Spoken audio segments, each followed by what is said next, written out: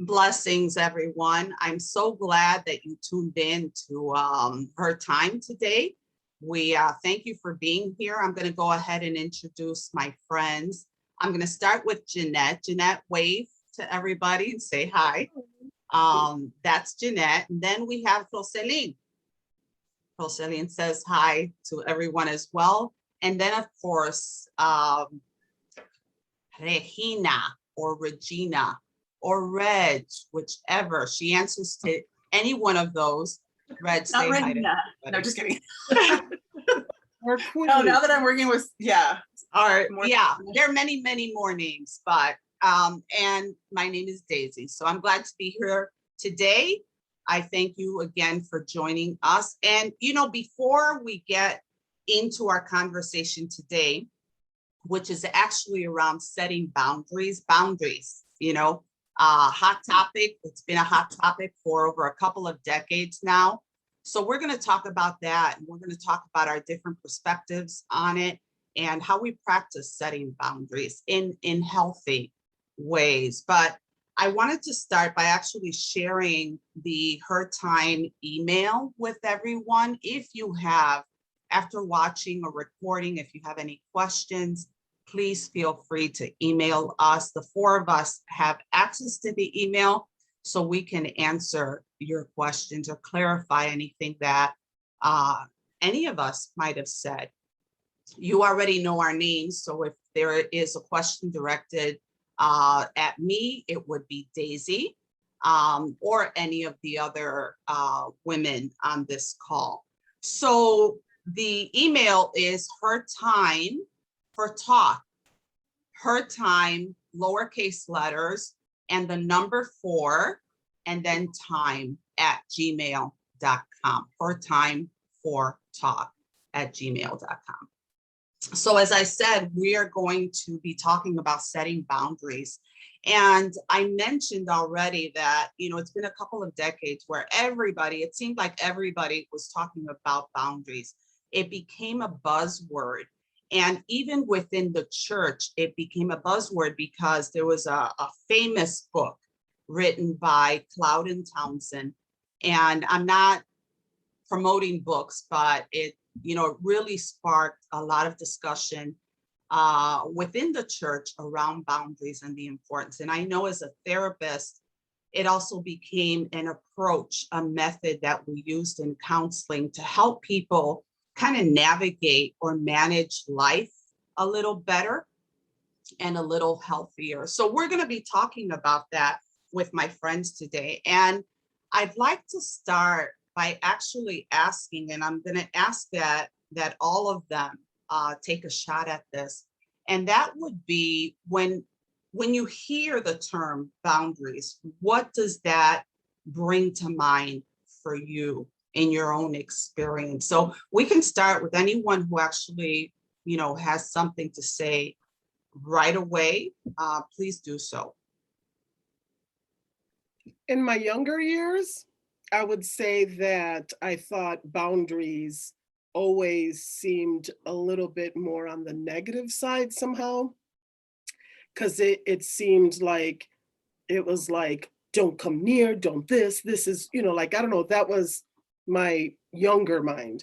Yeah. It wasn't until I became older and more mature and a little more confident in myself that I really was like, no, boundaries are a good thing. Boundaries are healthy.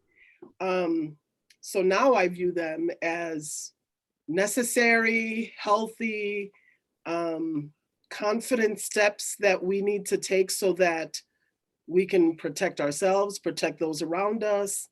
So yeah, that's my thought. Yeah, that's good. I love that you mentioned healthy, because again, it's, boundaries could be negative. Boundaries could be something that becomes isolating, right? But you mentioned healthy. And Jeanette, before we get to, Roseline and Regina, I heard you say something at one point when we were having a conversation. You said boundaries are conditional, right? Which to me goes into, or is a part of when boundaries are healthy, that there are differences in the types of boundaries that we set. We'll come back to that, but I just wanted to mention that so that you can have it on your mind. Rosalina or Regina, any thoughts on boundaries for you? When I think of That's funny. Go ahead.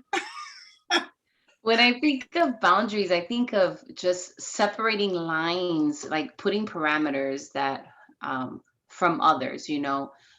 It's not a bad thing, right?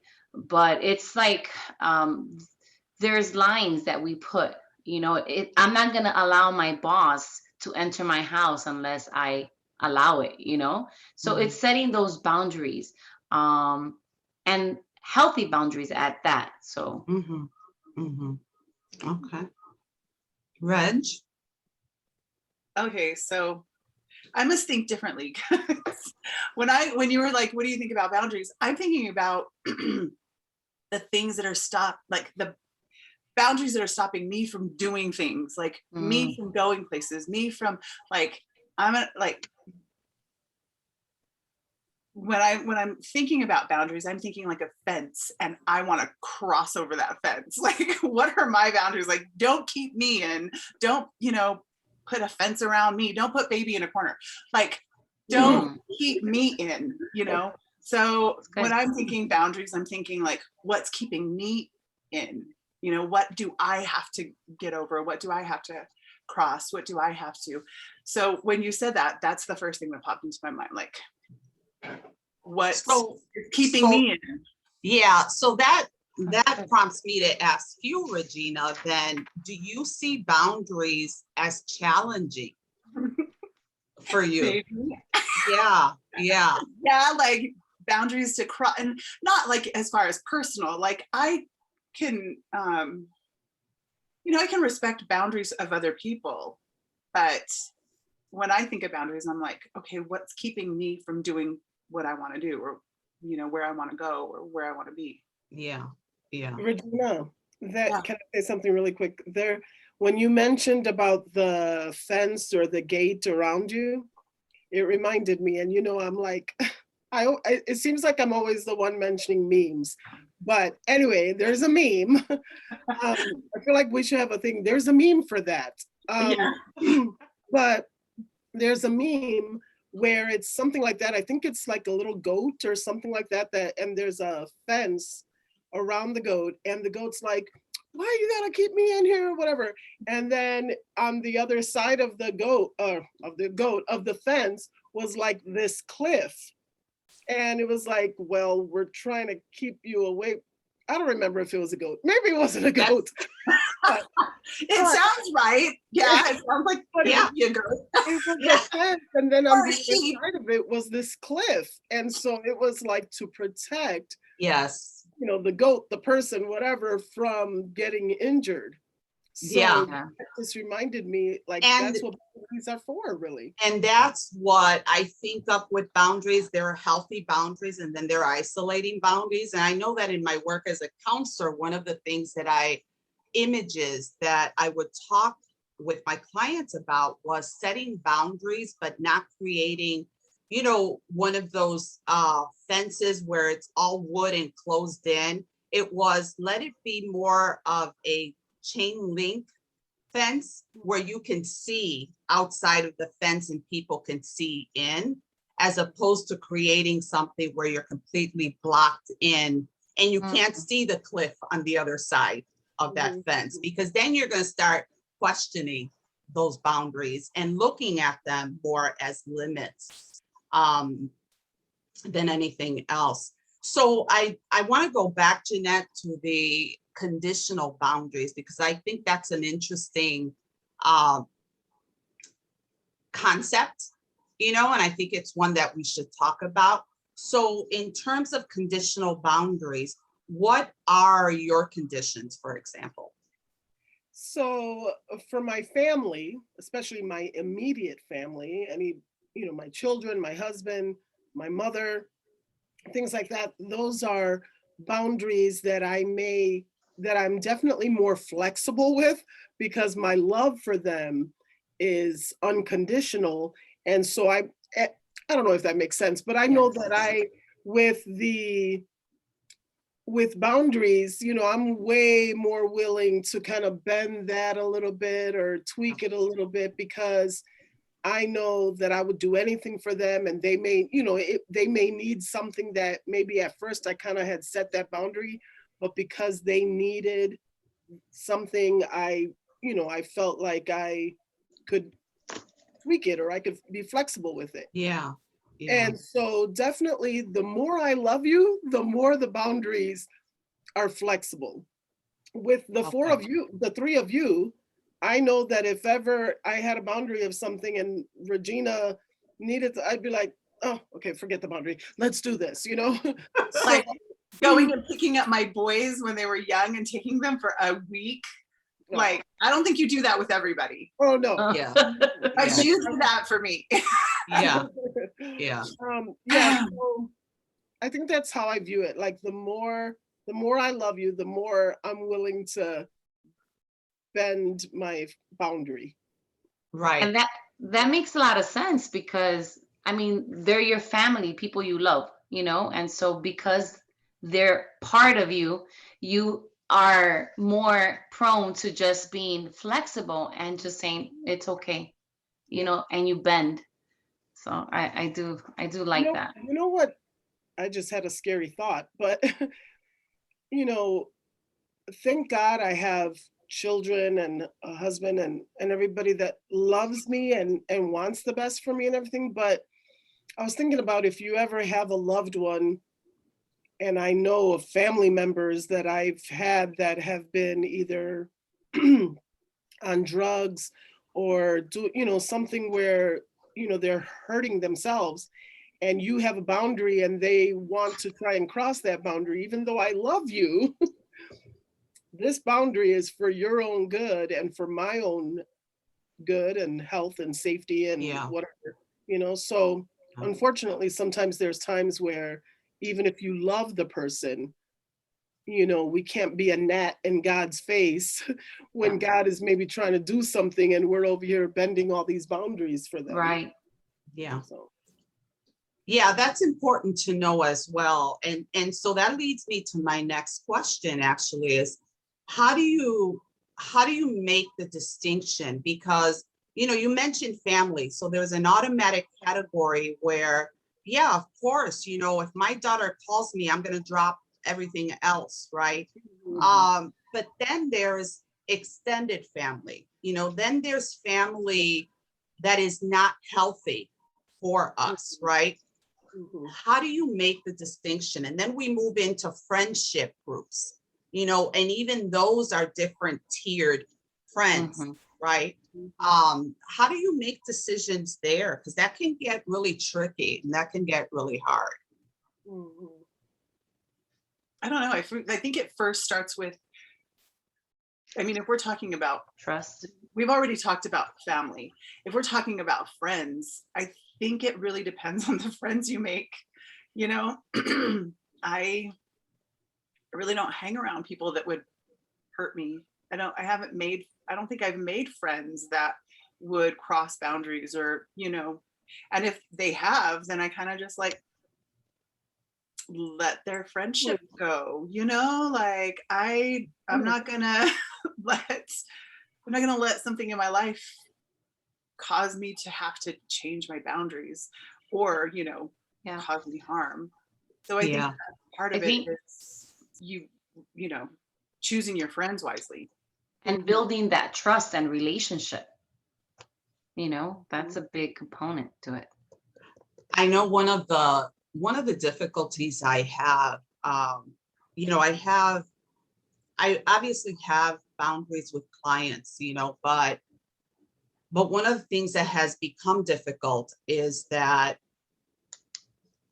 some of my clients I know them from a social setting. I may not necessarily categorize them as friends, but they have some access to me. I'm also a pastor, so there are those kind of more flexible relationships that I have, but I'm very careful about who gets my cell phone number, right?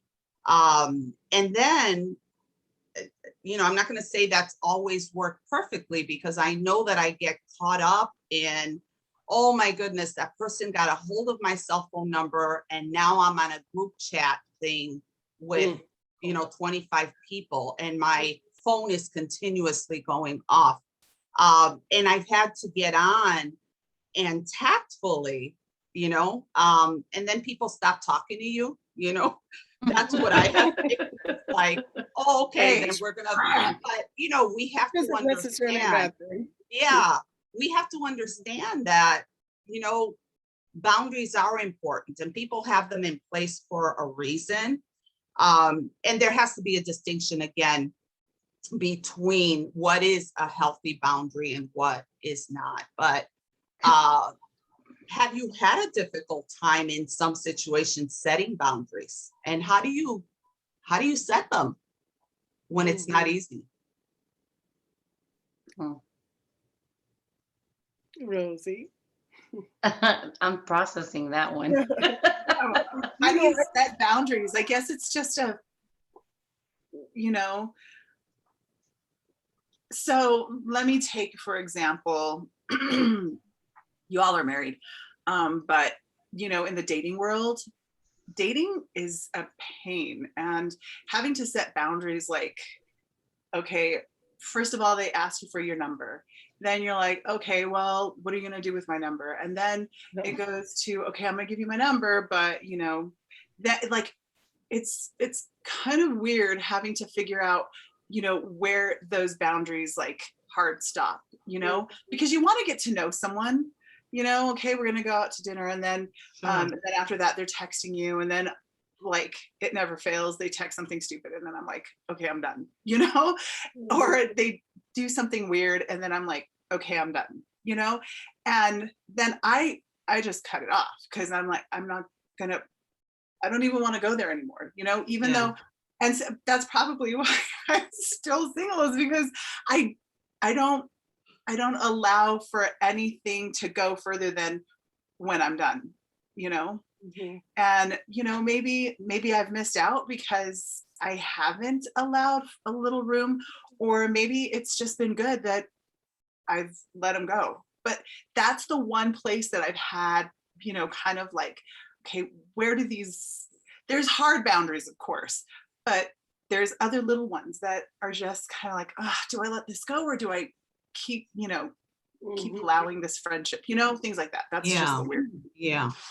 Well, in your case, I would think that, some of those encounters or engagements that have started off as dating, they might just transition into a friendship as opposed to a continuous,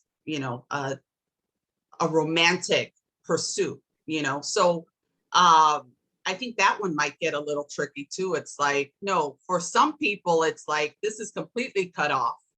And for others, it's maybe there is a transition here that would take us into a friendship as opposed to a dating relationship, so yeah, I love that you said that dating sucks, because, how many times have I thanked my husband because I've said, oh my goodness, I'm so glad I'm not in the dating world, because it is hard.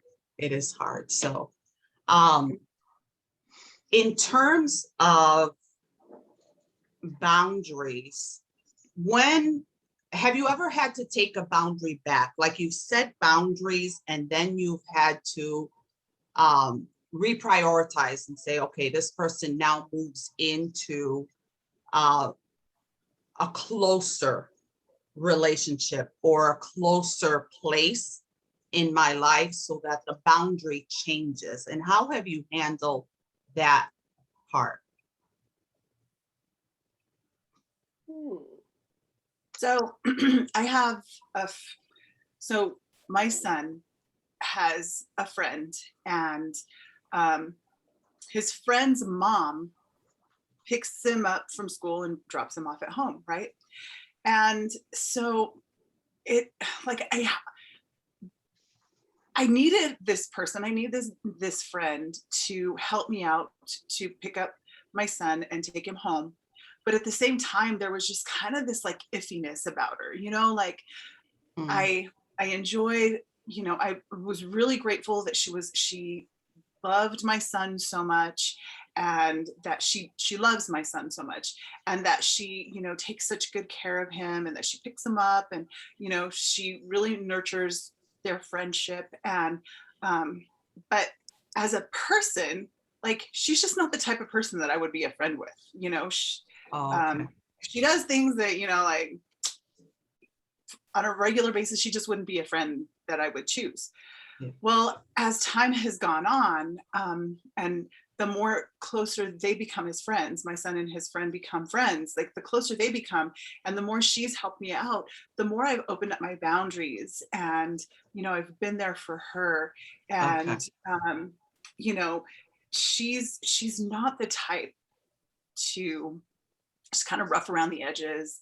And so, you know, when she was having problems, she would call and like pour out all these crazy problems. And I was like, okay, first of all, I'm not married. Like, I don't know how to counsel you, but, you know, I'll pray for you. And I think that that's all she needed, was for me to tell her, okay, I'm praying for you, and I'm your friend, and if you need anything, I'm here for you. And for me to open up that way, you know, it was kind of like, okay, I really appreciate her and I love her, but I don't know if I want to get into all this drama, you know.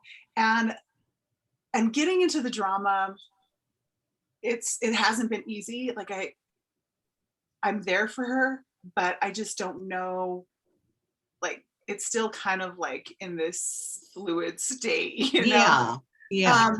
So that's one place that I've opened up boundaries, because before, you know, if I mean, she just isn't the type of friend that I'd make or that I'd become close to. Right. But I have become really close with her, because she's been such a good friend to my son, and she's been, you know, so helpful, and I'm so grateful to her in so many other ways, that all the drama is worth that, because she's such a good friend. Yeah. That's a great example. Thank you. Jeanette or Jocelyn? Yeah. I think of ministry, you know, I think of ministry and how I had to set boundaries. So prior to us moving back here, you know, we were so involved that it caused, we didn't set those boundaries like we should have. And it affected our marriage, it affected our relationship. And so when we moved away and had more of that free time, I was able to realize, you know, the importance of having to set those boundaries, because when we were so involved, it hurt us. And I didn't have those boundaries in place. You know, we were saying yes to everything. Mind you, you know, we were younger. And so you tend to be involved in everything and not limit, you know, those things. But in the process, saying yes, you know, hurt the relationship. And my husband and I hit, you know, rock bottom. So moving away really allowed us to think and reflect and build and trust again. And so when we moved back, we were like, okay, we have to set some boundaries. And I remember telling Jose, we cannot say yes to everything. We cannot. And you know, we were getting our feet wet and doing things here and there. And there came a point where I had said, okay, we need to stop. We can't say yes to everything, because I don't want our marriage to be affected by it. So setting those boundaries, I mean, it's important. And I think the older that you get, the wiser you become, and the more you think about, okay, I need to set this white picket fence around me, you know, and not block, but allow myself to view and to establish, you know, those healthy boundaries. It's really a process of discernment, you know. It really is. And I, you know, really in its simplest definition, you know, discernment is really about being able to distinguish. It's a biblical term, being able to distinguish between what's right and wrong, and who gets caught up in the right side and who gets caught up in the wrong side. You know, it's all part of discerning. Because I think about Jesus, for example, because I have met those people who are very rigid about their boundaries. It's like, Mhm. don't call me, don't text me, don't try and get a hold of me. On this day, it's family time. But, as I was having a conversation with my husband around boundaries, and, there are boundaries that become isolating, right? Boundaries that keep you in, right? And they keep you away. But boundaries are not meant to do that. Boundaries are supposed to be a healthy thing, not only for yourself and those who are closest to you, but those who are outside of you as well. Mhm. And so I think about Jesus, because I think, well, Daisy, if it's date night, right? My husband and I have date night, and I've got rigid boundaries. It's like somebody's texting me or trying to get a hold of me because there's a real life situation for me at this point. But their best friend is on her deathbed, Mhm. and it's like, I'm going to have to answer this one. I'm going Yeah. to have to answer this call, though I do have a boundary, but it needs to be flexible. So we Yeah. were in that conversation. We cannot schedule life, death situations. We have to be Right. flexible with those. And I think about Jesus and the woman at the well, for example. The scripture says that he was tired, right? They were hungry because the disciples went into town to get some food, and there he is sitting at the well. And I think, man, if he had boundaries that were rigid, that Mhm. Samaritan woman would have never been Yeah. transformed. And she would have never then impacted the lives of the people in the village, in the town where she went to tell about this Christ, this man that she met. And I think about the Canaanite woman, the Syrophoenician woman, the mom, I like to call her, not just the woman, but the mom who came after Jesus. And the disciples were actually saying, tell her to go away, tell her to go away.